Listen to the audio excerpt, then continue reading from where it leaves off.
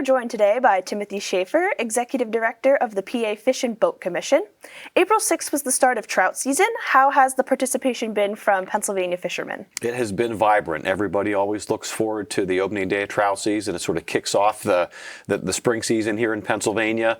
As you may recall, leading up to opening day this year, we had some pretty torrential rains. So we were sort of shifted to a safety message, keep people safe on the water. But once those water levels dropped, we've been really happy with the numbers of anglers we've seen on the water. Your office reported a 10.7% decrease in license applications. Why do you think that is? Yeah, that was right before opening day. So leading into opening day, we were actually up a couple percentage points on the number of licenses, and that it was because of the washout on opening day. But we've been steadily climbing back. Right now, we're off like 4% from last year, and with each week, we see more and more people taking to the water as the weather warms up and the rains finally subside a little bit. How is your commission funded? Do these license application fees, do that go to your commission, or is it government funded? Great question. Yeah, we don't receive any general fund revenues that support our operations. So no general fund tax revenues. We're funded primarily by fishing licenses, boat registrations, and then there's a federal excise tax that's built into the cost of fishing and boating equipment that funds about 25% of our operations. But really, it's called the user pays, user benefits model. It's the North American model of fish and wildlife conservation, where every dollar that we get, we reinvest on behalf of the customers. Before we get a little too far into our conversation, can you just summarize the duties and responsibilities of your office so people who may not know can be familiar with what you do? Happy to. So our mission is to protect, conserve, and enhance aquatic resources and provide fishing and boating opportunities. So if you look at that first part of the mission, that's sort of the environmental side of things, making sure that the streams are healthy, we've got healthy fish populations, and not only fish as you think in the traditional sense, but we're also responsible for all fish, reptiles, and amphibians in the Commonwealth. So things like snakes and frogs are also within our jurisdiction. We have staff that work statewide with our partners on habitat projects that improve the quality of the habitats in which the species live. We're out on the rivers and creeks and the lakes surveying the health of the populations. We have waterways conservation officers who are really on the front line of water pollution conservation and making sure that the streams are clean. And then on providing fishing and boating opportunities, we talked about trout season. We stock 3.2 million trout annually. That complements the really great wild trout resources that we have across Pennsylvania, as well as other species. We have warm water hatcheries that'll stock walleye, muskie. So on the fishing side, and then on the boating side, we maintain about 300 public accesses around Pennsylvania. Pennsylvania is blessed with nearly a little over 1,000 public accesses, about a third of the ones we operate. So we're in the fishing and boating business, and now it's prime time. When I was preparing for this, a lot of people asked me what was the difference between the Fish and Boat Commission from the Game Commission. Yeah. If you could clarify a little bit for people who may not know. Absolutely. Yep. So our responsibility is for fish, reptiles, and amphibians in recreational boating. Our partners at the Game Commission manage birds and wildlife and recreational hunting and trapping. So we're unique in the country in having separate agencies that are specialized in those two areas. Is Pennsylvania the only state that separates the two of them? Correct. Yes. Oh, okay. Yep. Wow. So every year you mentioned that the commission stocks trout in various places across the state. What is the population of trout looking like this year? Yeah, it looks like it has in past years. So our network of our hatcheries, 8 of them are trout hatcheries. I think I mentioned we'll stock about 3.2 million trout this year. We have a network of cooperative nurseries. These are volunteer sportsmen's clubs, about 160 of those around Pennsylvania, and they raise another million trout. So you'll have over about 4.2 million trout being stocked into the waters. I mentioned the wonderful wild trout resources that we have. We're blessed with good, cold, clean water, particularly in northern Pennsylvania, where you don't need to stock some of these streams because the wild trout populations are so vibrant and give a good recreational base. But here in south central Pennsylvania, you wouldn't have trout fishing in a lot of places, say southern Lancaster County, but for that hatchery system. So our staff does a great job. Got a lot of good responses from the anglers about the quality, about the size of the fish. I think that the best compliment I got probably 2 years ago was from a taxidermist that said, "Man, we can't keep up with all the fish that people want to get mounted." So I thought that must be a pretty good thing if they're so nice they want to get the fish mounted. What How do you decide what areas get stocked with trout when and how much they get? Great question. So it's a combination of our biologists as well as our law enforcement staff. So our biologists assess, what's the quality of the water? Can the stream sustain the stock trout? Are there any wild trout conflicts that we need to avoid? And then our waterways conservation officers, they'll help to assess to make sure that there's public access. These are public fish that we put in publicly accessible waters. People are oftentimes surprised that we stock more trout on private land than we do on public land. We have a great partnership with Bureau of State Parks, our Department of Conservation and Natural Resources. Game Commission stock a lot of fish on public land, but most of the fish are stocked on private land. And landowners, they like having people out, and they're willing to open it up. And if they say, "Come on and stock here," we're glad to do it. Your office handles fishing licenses, as we mentioned. Can you walk us through the process of purchasing a license, applying for one, and then renewing like an old fishing license? Absolutely. We've made it easier than ever. Reminder that, those license dollars really fund what we do on behalf of the anglers. So you can either buy them at about 700 issuing agents. Think of a local sportsman's shop, outdoor shop where you can buy your license in person or online. Each year, more and more people are doing that. You can either go to our website, fishandboat.com, or we have a really handy mobile app, Fishboat PA, where you can go on, buy it electronically. A couple years ago, the legislature removed the requirement that you needed to actually physically sign the license, and that allowed us to do digital licenses. So now you can buy your licenses like everything else. You can store it on your phone. You don't have to display it on your hat. Okay. So we make that really easy. We now have an auto renew function that many are taking advantage of. I personally have a multi-year license. We sell them in 3, 5, and 10-year increments. I have a 5-year license. You get it ahead of time, and then you always have it available. And has any part of this process changed from last year, or is this how it's been for a couple years? What changed is about 2 years ago, we went to a new platform called Hunt Fish PA. It's in partnership with the Game Commission. What's nice about the new system is you can do bundled purchases, so you could renew your boat registration at the same time you buy your fishing license. Try to make it as seamless as user-friendly for the customers as possible. Are there certain counties in the state that have a higher population of licensed fishermen than others? That's a great question. Yeah, Allegheny County around Pittsburgh is number one actually for fishing licenses. And I don't know if this is still true, but a couple years it was second only to Miami-Dade County for the number of boats that were registered in counties in Pennsylvania. So really it's around population centers. Gotcha. So why is it important that people get licensed to fish? Yeah, first of all, it's the law. You have to have it. And really it provides the support for us to do what we do. Being a user-funded agency, we wouldn't be able to do, stock the fish that we do, police the waterways that we do, provide boating safety and boating safety education. Really, everything we do is on the backs of and supported by those licensed buyers. I saw that you guys offer a lot of family fishing days or women's fishing classes. What can you do to encourage more people to get fishing licenses and to broaden the fishing world? Yeah, so take somebody with you. And my kids are now 20 years old, but I used to love to take them and take their friends fishing.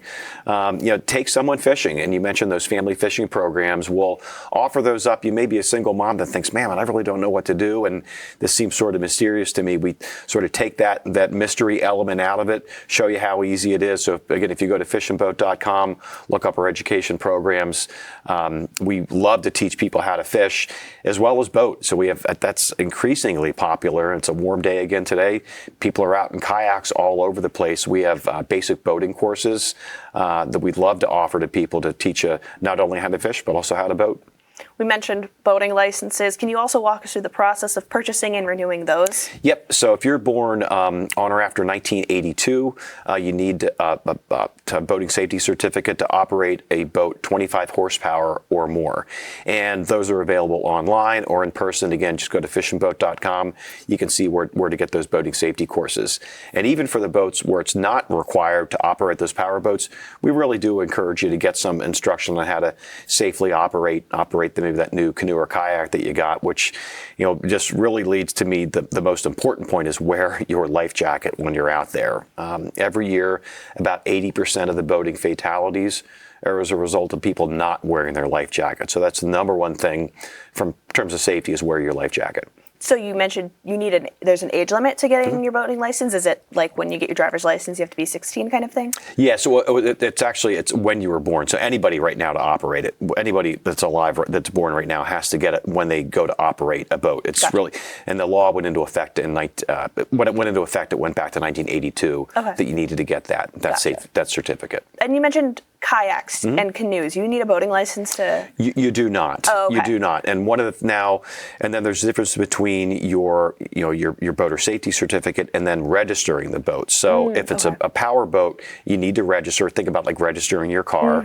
And then for unpowered boats, to operate them at a state-owned launch, Fish and Boat Commission launch, DCNR State Park, you need to have a launch permit. Again, going back to the fact that we don't get general fund revenue, we reinvest those launch permit revenues back into the maintenance of those boat ramps. And that's one of the things we've been doing statewide is doing paving projects and getting them into shape so they're a nice, safe amenity for the boaters. Gotcha. So back in February, the Commonwealth Court ruled that Fish and Boat Commission officers can conduct boat safety checks while the boat's on open water. What caused this decision? Yeah, so there was some question about one of our safety checks up in Lake Erie. When our officers are out there, they're trained. First of all, they're there to keep people safe, and what that ruling is going to allow us to do is to do those safety checks as we've been doing them before. Make sure you got your life jackets on board. Make sure you've got a fire extinguisher, and also our officers are trained also to look for signs of impairment. It's really important to note that the rules for BUI, boating under the influence, are the same as DUI, driving under the influence. So, in addition to wearing your life jacket, make sure you're not boating impaired.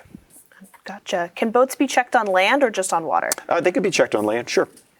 And what are some guidelines boaters need to abide by so that they can prevent getting like a ticket? Yeah, so I think make sure that if it's a motorboat or power boat, make sure it's registered. And just think of like having your sticker valid on your car to make sure your license, your inspection's up. Make sure that your boat's registered. Our officers are also they're trained to look for signs of impairment, so make sure that you're operating within the rules, and you learn about that when you do your boating course. Make sure your lights are working. Make sure that you've got lights in the front, lights in the back. If you're going to be out at night, just make sure everything's functioning properly. Make sure that you're obeying the rules of the road. If you're in a no-wake zone, make sure that you're not disobeying that. Keeping a safe distance from other boats, water skiers. Really, just abide by the rules of the road. Do your officers patrol every body of water in the state? They don't. That's just because it's simply a function of manpower. Right. We try to get to as many as we can. We will focus on the really heavily trafficked waters. I mentioned that partnership with DCNR, work really closely with park rangers. They may take the lead at certain bodies of water. We may take the lead at others. The U.S. Army Corps of Engineers operates a number of impoundments in Pennsylvania. We also work in partnership with local law enforcement. Great, we talked about Allegheny County, great relationship with the city of Pittsburgh and the river rescue. So we couldn't get done what we do without the partnerships that we have. And so we're talking a lot about the Fish and Boat Commission here, but we're just a part of waterways conservation in Pennsylvania. If it weren't for the local departments that we work with, other agencies, local partners that help us to do stream and lake habitat projects, we could never get done what we do without them. You mentioned other waterway conservation groups. What are some other groups that they have in Pennsylvania that kind of that you guys work with and focus on the same kind of thing? A good example of that would be up in Union County. We just celebrated the delisting of a couple tributaries to a place called Turtle Creek. EPA and DEP maintain a list of impaired waters. It's called the 303D list of impaired waters.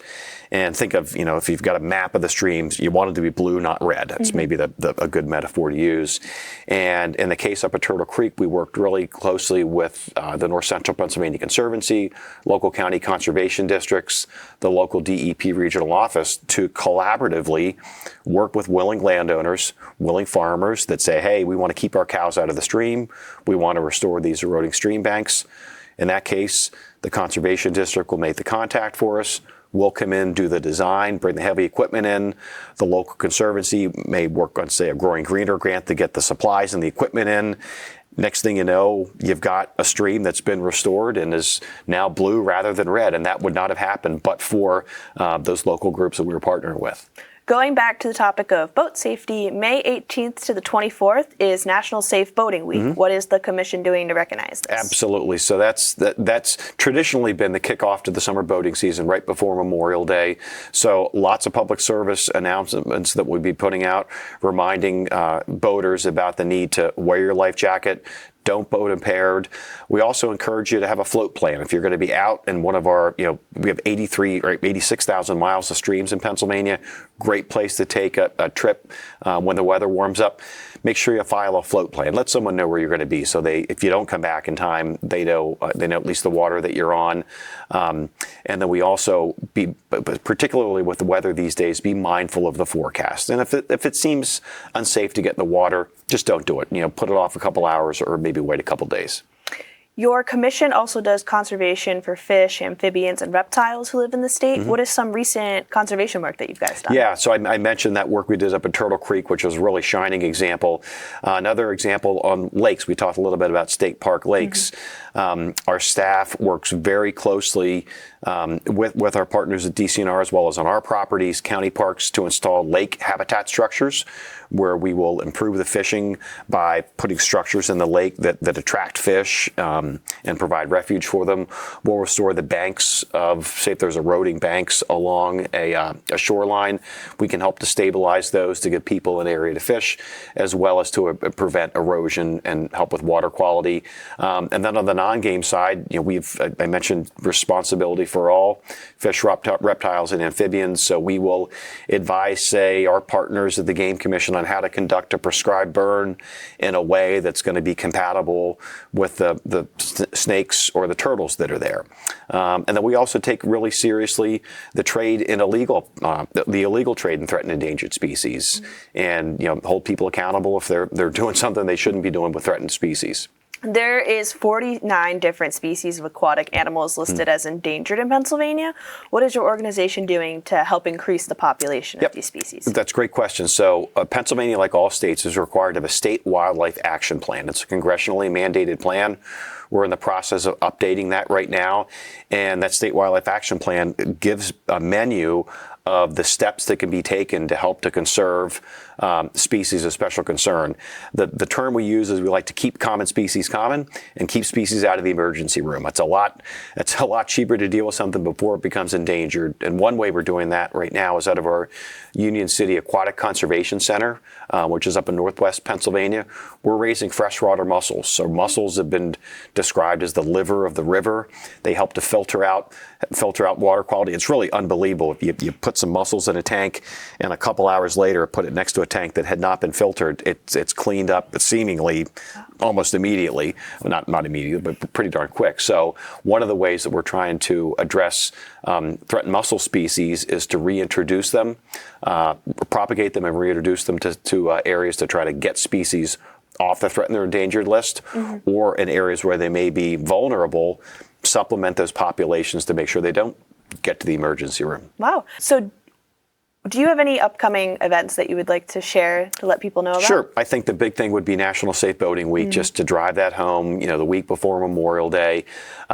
Please, we'll have a number of events that are taking place across the Commonwealth. Springtime is the time for kids fishing derbies. I'll be at one on actually be at a kids event on Saturday, and then a veterans event in the afternoon. So take a look, at your local calendars and see if there is a club that's doing something. Great time to take a kid out fishing in the spring. What kind of programs do you have for kids? I know we talked earlier about wanting to broaden the amount of people who get their fishing licenses and the fishing audience. Yeah. What kind of programs do you have? Yeah, in addition to the fishing programs, something that's really popular that we offer is something called Trout in the Classroom, where we work with teachers to provide them trout eggs, and they raise them up as part of the science curriculum for the kids. We're in over 50% of the school districts in Pennsylvania, and it's a really neat tool to teach kids about cold water conservation as part of their educational curriculum. I know earlier we mentioned that Pennsylvania is the only state that separates their fish commission from their game commission. Why did they choose to do that and not leave it together like everyone else? A lot of the other states had separate ones, and then they morphed together over time. Really, I think the decision was made that the agencies can focus on what they do well, and it seems to be working. We have been joined by Timothy Schaeffer, Executive Director of the PA Fish and Boat Commission. Thank you.